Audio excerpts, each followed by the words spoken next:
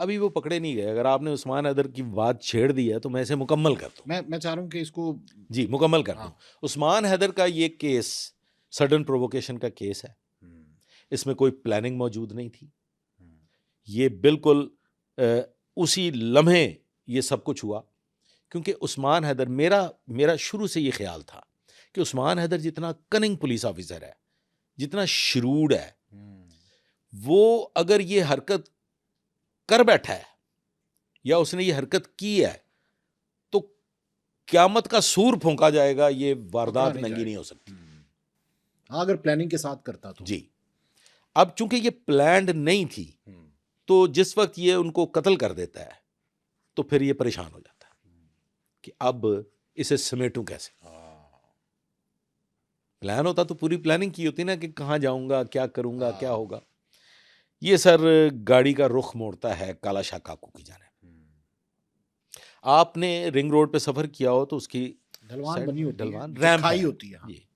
ये अपनी बीवी की बॉडी काला शाह काकू के करीब जहन में प्लानिंग तैयार कर ली है कि लाहौर से बाहर फेंकनी है। लुढ़का देते हैं और वो लुढ़क के नीचे झाड़ियों में चली जाती है।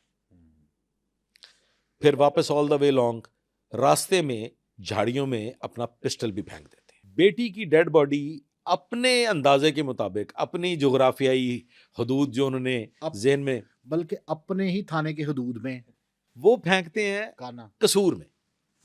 कसूर रोड, कसूर इलाका अच्छा, भी उन्होंने कसूर उन्होंने इलाका भी कसूर का ही सिलेक्ट किया है।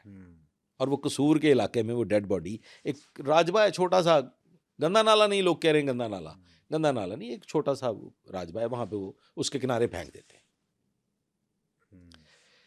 बेटी की डेड बॉडी 27 तारीख को, 25 को ये वाकया पेश आ रहा है, 27 तारीख को पुलिस स्टेशन काना की ऑपरेशन पुलिस को मिल जाती है। वो उसका पोस्टमार्टम करवाते हैं।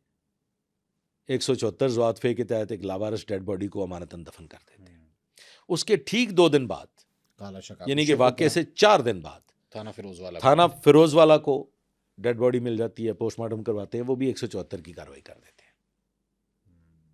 यहां पे पुलिस की बहुत बड़ी नेग्लिजेंस है, एक बड़ी ज्यादती, एक जुल्म।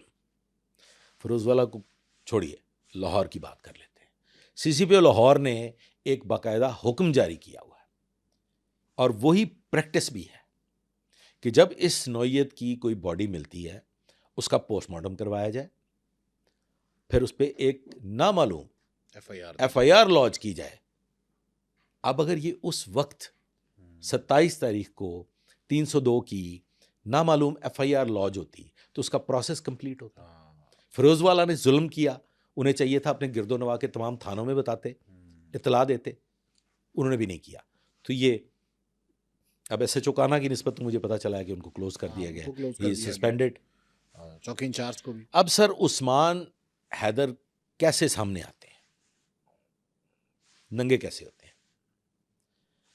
एक तो अवलीन सतह पे वो मुसलसल रो रहे थे, चीख रहे थे, चिल्ला रहे थे, बार बार सीनियर ऑफिसर्स के पास जा रहे थे कि जी मेरे साथ जुल्म हो गया, अगवा हो गई हैं। अगवा नहीं हुई, उन्होंने छुपाया हुआ है, मेरे इन-लॉज ने छुपाई हुई है। और इन-लॉज इन पर इल्ज़ाम लगा रहे थे।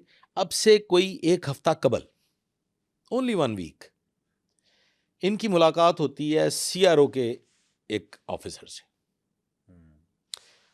गुफ्तगू के दौरान वो सीआरओ के जो ऑफिसर हैं वो इनसे कहते हैं कि जनाब मैनू तुसी हजम नहीं हो रहे, जे तुहाडे को कोई चवल वज गई है तो दस दियो। क्योंकि वो इंतहाई शकूक शुबात में मुब्तला हो चुके थे कि इनका ये फेल, और मैं अगर आईओ होता तो मैं पहले दिन ही उस्मान हैदर को बिठा लेता, या कम से कम हफ्ते 10 दिन बाद बिठा लेता कि उस्मान हैदर जैसा पुलिस ऑफिसर, उसकी बीवी अगवा हो गई है, वो अगवा का मुकदमा दर्ज करवा रहा है। उस्मान हैदर जो जमीन की 7 तहों में से मुल्जम निकाल के ले आता है, एक्स्ट्राडिशन तो का मास्टर है। तो ये हजम नहीं हो रहा था मुझे तो कम से कम। लेकिन मैं खामोश था, मैं इंतजार कर रहा था कि पुलिस अपनी तफ्तीश मुकम्मल करे। अब वो जो सीआरओ के ऑफिसर हैं और फिर उसके बाद अबव ऑल राना जाहिद जो सीआरओ के एसपी हैं, वो मुकम्मल तौर पे यकीन की हद तक पहुंच चुकी हैं कि ये कत्ल इस शख्स में है। और फिर एक जीआईटी तरतीब दे दी गई थी सीसीपीओ लाहौर की जानिब से, चूंकि हाइप क्रिएट कर चुका था ये मैटर, सीएम पंजाब मोहतरमा मरियम नवाज शरीफ साहिबा तक भी ये बात चली गई थी। तो इसकी एक जीआईटी बना दी गई थी, SP Cantt, SP Model Town, SP CRO, SHO Shahdara Asad Abbas, DSP Baghbanpura और बरकी पुलिस पे मुश्तमिल एक जीआईटी बन चुकी थी। अब जीआईटी ने 13 दिसंबर 2025 को ये फैसला किया कि इनको बुलवा के रूप ऐसे आमने सामने तफ्तीश की लेकिन जाए। ये नहीं आए, नहीं आए वो तोड़ नहीं पाए फिर। ये आए, ये बड़े सुकून से आए। हाँ, बहुत सारी बातें गर्दिश कर रही हैं, मैं आपको फर्स्ट हैंड इन्फॉर्मेशन दे रहा हूं। ये वो बातें हैं जो फर्स्ट हैंड इन्फॉर्मेशन है। यहां पे वो 13 तारीख को थाना सर्वर रोड पहुंच गए, मुतमईन, वो कश लगाते हुए।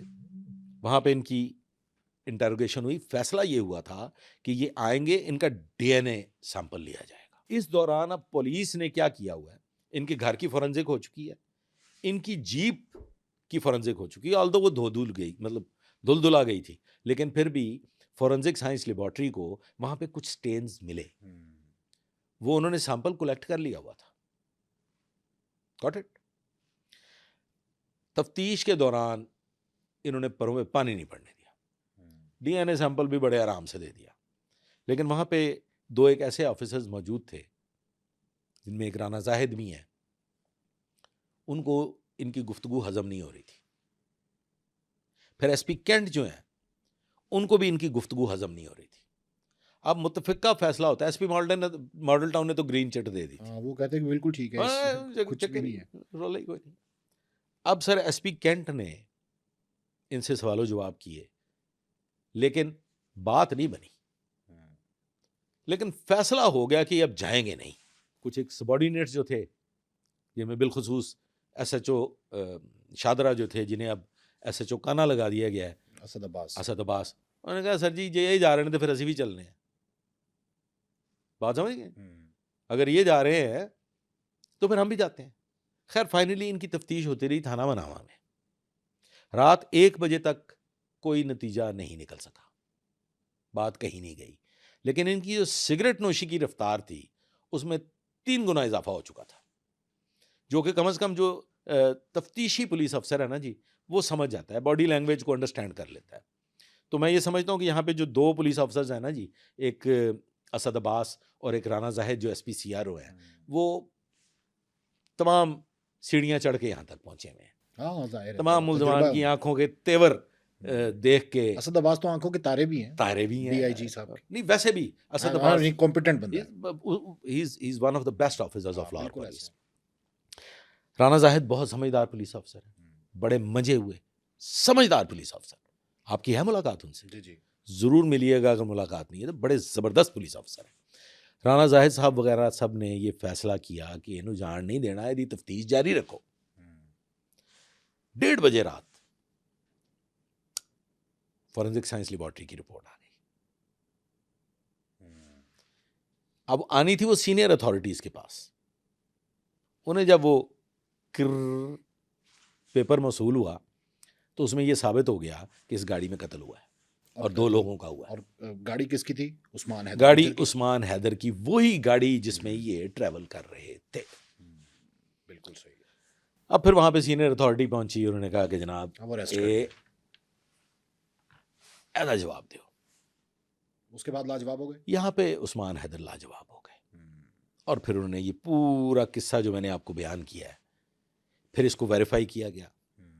फिर वो जो पुलिस ऑफिसर्स जिनको डेड बॉडीज मिली थी, उनकी भी तफ्तीश होती रही। फाइनली अगले दिन तक senior authorities, DIG investigation, SSP investigation, ये सारी पूरी की पूरी टीम ऑन बोर्ड थी और ये खुद मतलब फिजिकली तफ्तीश कर रहे थे। और तफ्तीश का नतीजा आज के दिन तक यही है कि ये सडन प्रोवोकेशन का केस था। तो इसमें सजा क्या होगी? Sudden provocation 302 sir. No sir, नहीं, थोड़ा रिलीफ मिलेगा? कोई रिलीफ नहीं सर, प्लानिंग और सडन ये सिर्फ गुफ्तगू है। ओके, ये गुफ्तगू की हद तक है। कत्ल है 302। अब आगे क्या निकलेगा इसका नतीजा, वो सिर्फ उसी सूरत में इनको रिलीफ मिल सकता है। आप इसके पीछे चले जाए ना, अगर आप मुफक्खर अदील के केस को ले लें, अभी मुफक्खर अदील का वो जो था ना दाग, वो नहीं मिटा था, और एक और दाग लग गया है। एक और दाग लग गया। पुलिस ऑफिसर्स के सर शर्म से झुक गए, हम अपनी फैमिलीज को जवाब देने लायक नहीं रहे।